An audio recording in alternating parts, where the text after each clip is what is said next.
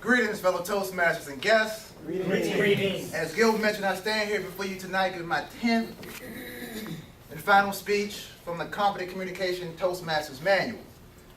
Now, one can only assume that Dr. Ralph Smetley, the founder of Toastmasters, concluded that upon giving 10 speeches, one would transfer themselves from a subpar, ineffective communicator to one who can competently communicate ideas, thoughts, concepts, etc. So what does it mean to be competent? Well, according to Webster's dictionary, competent, which is an adjective, basically means having suitable skill, knowledge, and experience to perform a specific task. But as I was preparing for this speech, Gil, something occurred to me.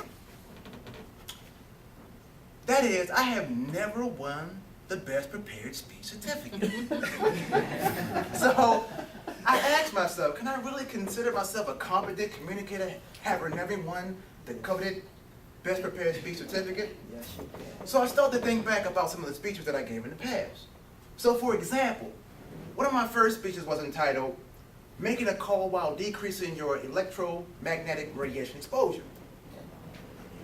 And during that speech, I talked about the potentially harmful effects of long-term exposure to low-level electromagnetic radiation. Now, as some of you may know or may not know, your cell phone communicates to the cell tower via electromagnetic radiation. So in other words, every time you put your cell phone up to your head, you are exposing your head, thus your brain, to electromagnetic radiation. The Swedish National Institute for Working Life conducted a study in 2006 where they looked at over 2,000 cancer patients and also the same number of healthy patients to see if there was a correlation between specific cancers and long-term cell phone use. Well, the answer was a resounding yes.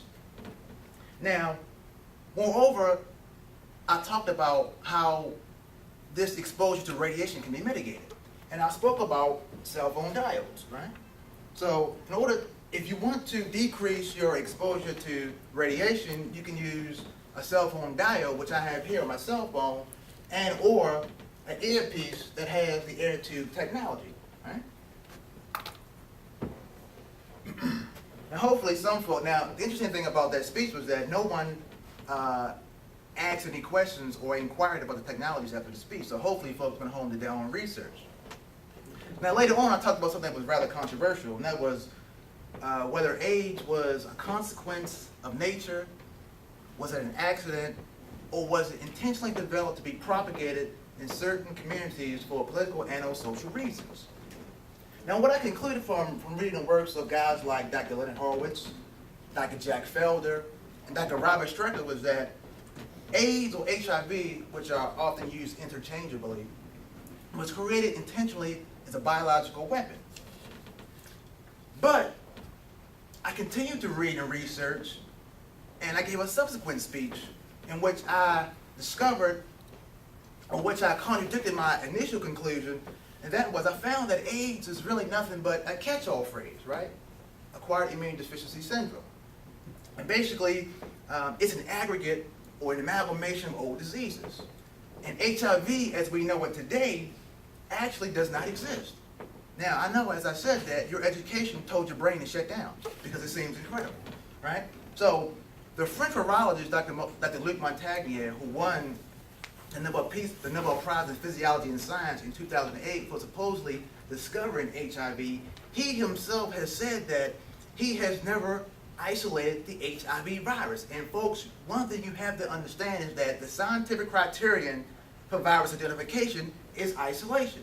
So if you read, in the article that was facilitated, or in the interview that was facilitated by the British magazine Continuum, he himself said that he never identified HIV. And I also went into more details about how HIV was a hoax, which I won't go into here today, but if you're interested in the topic, I would recommend two books. One being Vaccines Are Dangerous by Curtis Carse, and also AIDS, Opium, Diamonds, and Empire, The Deadly Virus of International Greed, written by Dr. Nancy Turner Banks, who is a Harvard Medical School graduate and studied medicine for 25 years, and she has done magnificent research on this whole HIV myth. Now, I also spoke about something I'm still remembering here, I also spoke about something that will never occur to most, because as a wise man once said that, we have eyes, but we often don't see. And that is, on most things, for example, like our credit cards, our bank cards, our birth certificates, our driver's licenses, various bills, etc., our names are always conveyed in all capital letters. Now, I know what you're saying. You're saying that, Eric, well, they do that because some folks may not be able to see their name very clearly. Well, no, that's not the reason why. And during that speech, I proved that from referencing very reputable reference books on the English language, that there's no provision in the English language for capitalizing every letter of a proper noun, because our names are proper nouns, right? Now, during that speech, I conveyed, or I actually explained what our names conveyed in all capital letters mean. So you can watch Dr. Dubin's YouTube video to get the information on it. Now, one of my most recent speeches, titled Stolen Legacy, I essentially conveyed, right, I'm still remembering here, I essentially conveyed how we are often taught that the genesis of civilization started with the Greeks, right? Socrates, Pythagoras, Hippocrates, the so-called father of medicine. Well, that's a hoax. I mean, that's a lie. Folks would have you, well, if you truly and objectively study history, that is to study the history of ancient Kemet, which is known today as Egypt, when it was invaded by the Greeks in 332 BCE, the apex of civilization comes from North Africa. In other words, Kemet, which we know today as Egypt. And in the book, Stolen Legacy, written by George G.M. James, he explains very well, and this book should be on everyone's shelf. He explains very well how the Greek philosophy basically is stolen Egyptian philosophy. Now,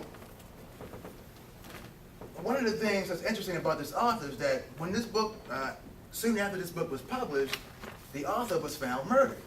His throat was slashed from ear to ear. So obviously somebody was not very thrilled about this information becoming public. And I often get into debates with folks who like to criticize me because I don't vote. Because as I have always said, my mantra is there's no difference between the Democrats and Republicans. They're different sides of the same coin. They speak differently, but they are both corporate prostitutes. And so, and then the argument is always well, Eric, our ancestors died for us to have the right to vote. Well, our ancestors also died so that we'll know our history. So how often, how many of us actually sit down and read about our history, read about who we are, where we come from? Not many of us. So it's easy to say that, we can go out and vote, but it's also important that you know your history. Now, in my last speech, I dealt with the toxic chemicals that are in the popular brand of toothpaste that we use. For example, chemicals like propylene glycol, sodium fluoride, and sodium lauryl sulfate. And also sodium saccharin, which is a known carcinogen. And it's kind of interesting because when you think about the fact that we just recently had, or there was just recently an event for breast cancer. And it's interesting because the National Institute of Health, which is the government's primary arm for cancer research, if they are really sincere about finding a cure for cancer, it just seems, rather strange that, the government would sanction products that actually cause cancer for us to use. So it begs the question, are they really trying to find a cure for cancer? Absolutely not. It makes too much money. I mean, the actual process for the medical industry to find cancerous breast tumors actually increases your chances of getting cancer. I spoke with a friend of mine who was irate or angry with me because she said, Eric, they have these events to raise funds for cancer research. I said, well, have you ever had a mammogram? She said, yes. I said, well, what is the process like? She said, well, they pretty much smash your breast against this thing and whatever. I said, well, what does the doctor do before she gives you the x-ray? Well, she runs behind, this glass. I said, why does she run behind the glass wall? Because she's protecting herself from the radiation. Well, what does that say? What does that mean? If it's not safe for her, then it's not safe for you to be exposed to. So in conclusion, I come back to my initial question. Can I consider myself a competent communicator after finishing this speech tonight in spite of the fact that my fellow Toastmasters have never found my speeches worthy enough to reward me with the best prepared speech certificate. Well, my answer to that question is, you're damn skippy. But no, in all honesty, I just want to thank you all. You know, I have really enjoyed my sojourn here as a ABC Toastmasters. I can really say that at this point, I no longer fear public speaking. When I first got up here, I was horrified and terrified of public speaking.